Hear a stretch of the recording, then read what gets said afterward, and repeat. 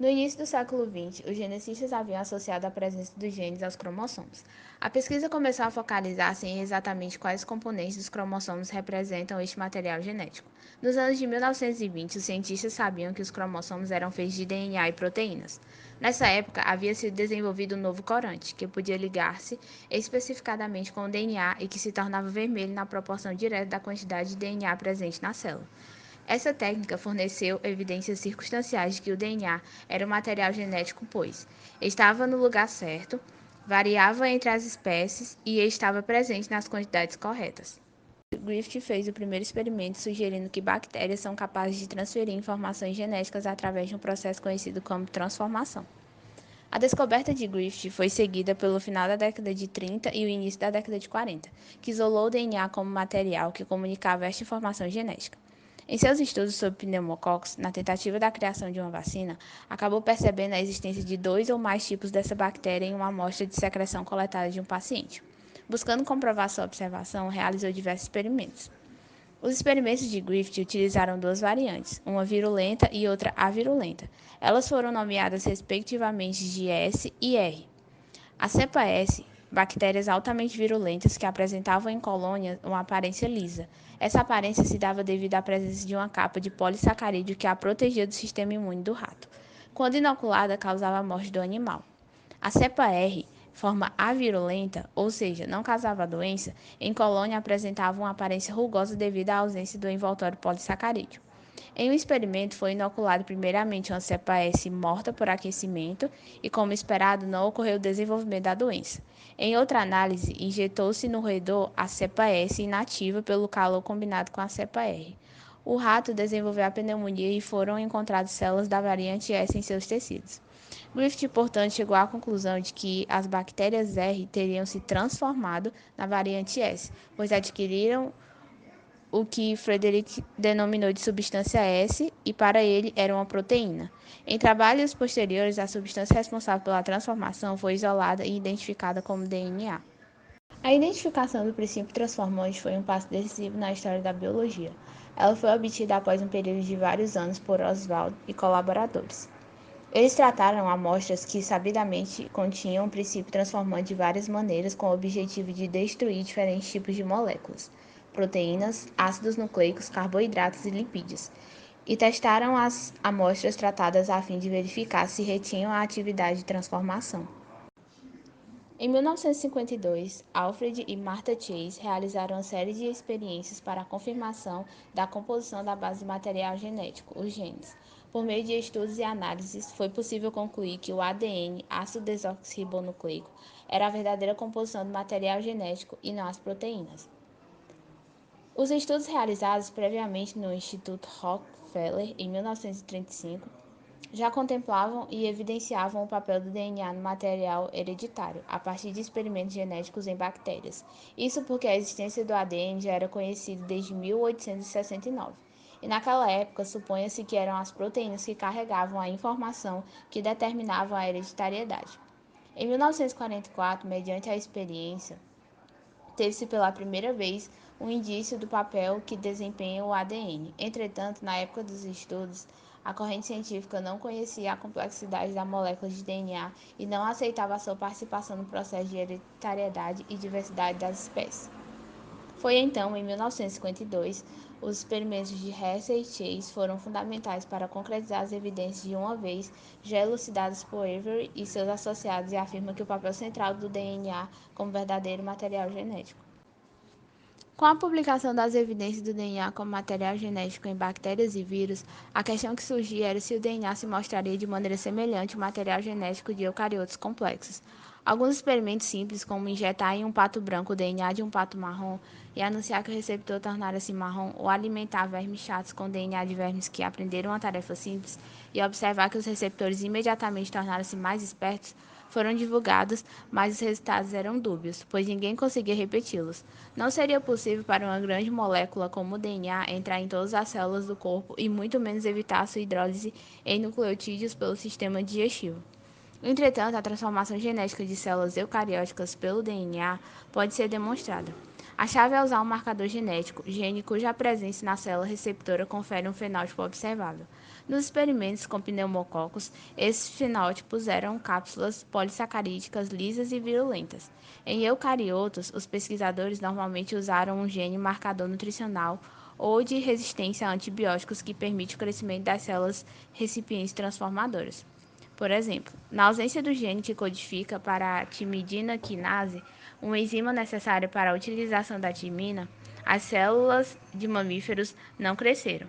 Quando o DNA contendo o gene marcador da timidina quinase é adicionado a uma célula de mamíferos que não possuem este gene, entretanto, algumas células irão crescer, demonstrando que haviam sido transformadas com o gene. Qualquer célula pode ser transfectada dessa forma, até mesmo um óvulo. Nesse caso, um novo organismo geneticamente transformado pode ser formado. Tal organismo é referido como transgênico. A transformação em eucarióticos consiste na linha final de evidências indicando o DNA como material genético. O DNA, ele é um ácido nucleico, sendo um dos principais grupos de macromoléculas biológicas. A composição química do DNA proporcionou indícios importantes sobre a sua estrutura.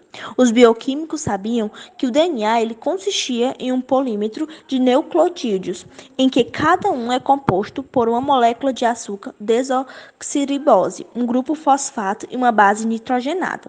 As únicas diferenças entre os quatro nucleotídeos de DNA eram suas bases nitrogenadas, como as purinas, que é a adenalina e a guanina, e a pirimidinas, que era a timina e a citosina. A solução para o quebra-cabeça da estrutura do DNA acelerou-se pela técnica de construção do modelo, representações montadas em 3 dimensões de possíveis estruturas moleculares, usando dimensões moleculares relativas, conhecidas e ângulos de ligações conhecidos. Essa técnica, originalmente explorada em estudos estruturais pelo químico americano Linus Pauling, foi usada pelo físico inglês Francis Crick e pelo geneticista americano James Watts. Watts e Crick tentaram combinar tudo o que se sabia até o momento sobre a estrutura do DNA em um modelo único e coerente.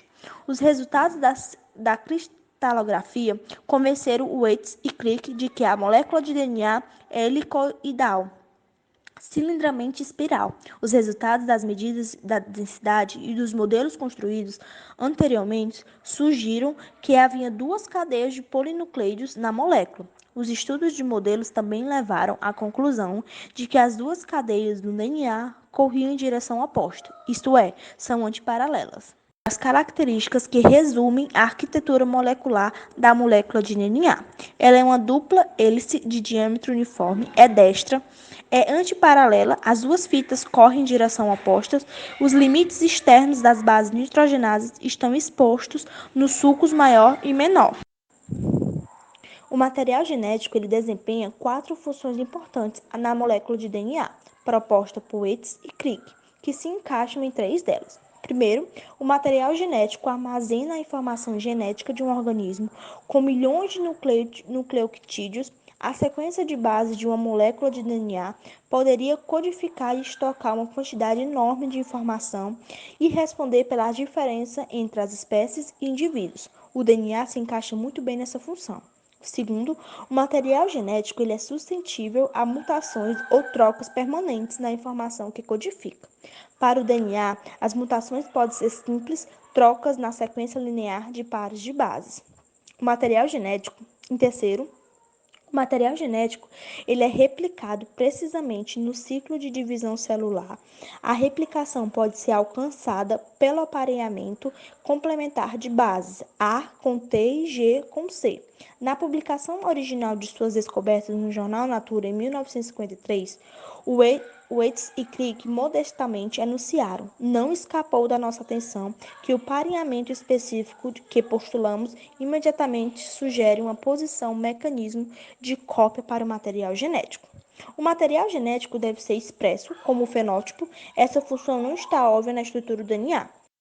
O modelo de Watson e Crick para a replicação do DNA logo afirmou-se. Primeiramente, experimentos demonstraram que fitas simples de DNA poderiam ser replicadas em um tubo teste contendo substrato simples e uma enzima. Então, experimentos verdadeiramente clássicos mostrou que cada uma das duas fitas da dupla hélice servia de molde a uma nova fita de DNA. 3 maneiras de replicação do DNA pareciam ser possíveis. A previsão de que a molécula de DNA continha a informação necessária para sua própria replicação confirmou-se pelo trabalho de Arthur Komberg. Ele mostrou que DNA com a mesma composição de bases do DNA parental poderia ser sintetizado em um tubo teste contendo 3 substâncias.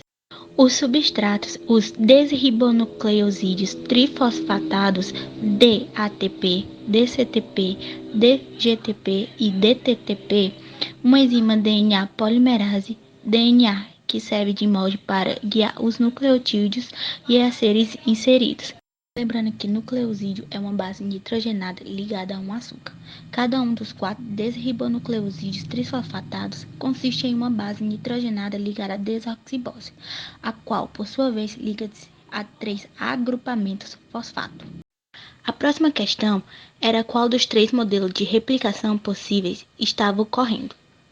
Replicação semiconservativa, em que cada fita parental serve de molde para a nova fita e cada uma das novas moléculas de DNA possui uma fita velha e outra nova. Replicação conservativa, em que a dupla hélice original serve de molde para, mas não contribui com a nova dupla hélice. Replicação dispersiva, em que fragmentos da molécula do DNA original servem de molde para a construção de 2 novas moléculas, cada uma contendo parte velha e nova, talvez aleatoriamente. Watts e Crick sugeriram que a replicação era semiconservativa, mas o experimento de Komberg não proporcionou uma base para a escolha entre esses 3 modelos. Mezell e Stem demonstraram que a replicação do DNA é semiconservativa. O trabalho de Mezell e Stem convenceu a comunidade científica de que o modelo visto no DNA era semi-conservativo. Trabalhando no Instituto de Tecnologia da Califórnia em 1957, Mezell e Stem planejaram uma maneira simples de distinguir entre fitas velhas e novas de DNA. Existem 2 etapas na replicação do DNA. A replicação semi-conservativa do DNA na célula envolve muitas enzimas diferentes e outras proteínas. Ela ocorre em 2 etapas.